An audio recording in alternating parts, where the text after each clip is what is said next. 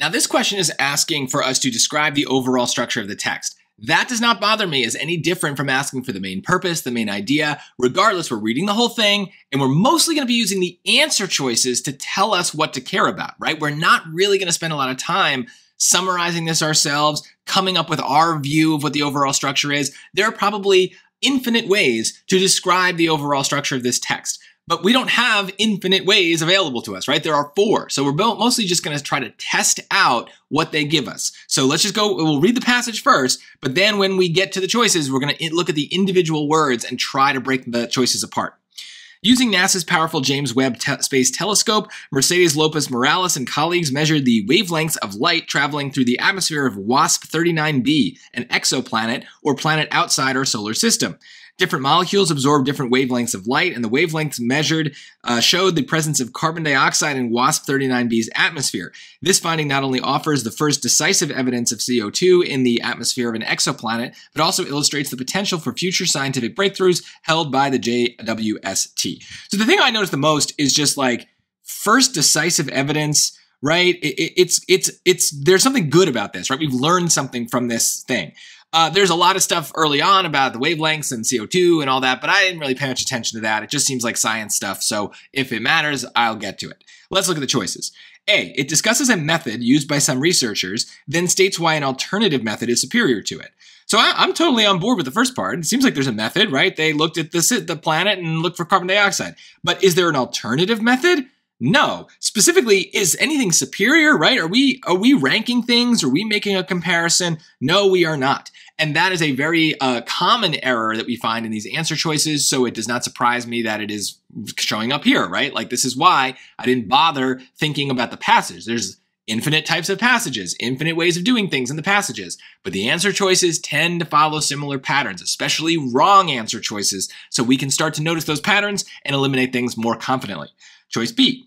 It describes how researchers made a scientific discovery, then explains the importance of that discovery. Well, that part of the end, I remember clearly, right? Like, that was the thing I understood most about this passage, is that they are saying why it's important. And there you go. I can do what I love to do for these kind of choices. I can turn the choice into a question. Why was the discovery important? It was the first decisive evidence of CO2 in the atmosphere, and it shows why this JWST is going to produce future scientific breakthroughs, right? Notice, I'm not like coming up with that. It's there. I have to just read it, right? So that's a really good sign when you can turn an answer choice into a question, and then the answer to that question is just something you point to in the text. That's a really good sign. But we should do that for the first part of the choice as well. It describes how researchers made a scientific discovery. Well, how did the researchers make the scientific discovery? Okay, they explored the wavelengths of light traveling through the atmosphere of the planet, and then they found that it's got carbon dioxide, right? They looked at the measurements. So that seems like a how. So this seems to check off too. Now, maybe I'm leaving some things out. Maybe there's some important things happening in the passage that are not showing up in the choice. I don't care. If a choice is correct, I don't care if it's missing things, right? I only care if it's including things that are not in the passage, right? So missing things is okay. Including extra things is not okay. But let's just look at C and D. We got to make sure. C, it outlines the steps taken in a scientific study, then presents a hypothesis based on that study. Well, what are the steps? Maybe step 1 is measuring the wavelengths of light. Then step 2 is figuring out what the wavelengths mean.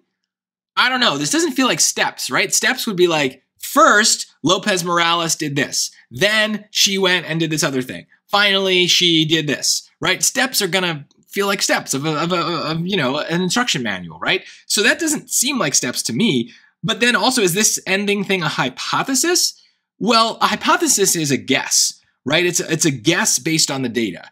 But when we use the word decisive, that does not sound like a hypothesis. That sounds like a conclusion, right? That maybe the hypothesis was originally, we will find carbon dioxide.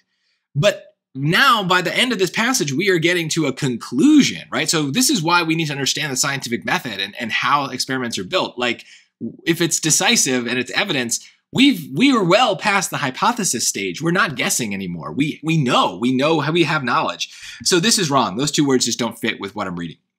D, it examines how a group of scientists reached a conclusion, then shows how other scientists have challenged that conclusion. Well, the first part, maybe we could pick it apart, but the second part is so bad. There are no other scientists, And certainly there's no challenging of the conclusion, right? There's decisive evidence that they have it. There's no challenge. So this seems really wrong. I thought B was going to be right. I am very confident in that answer. There's no doubt here. I'm not marking this for review.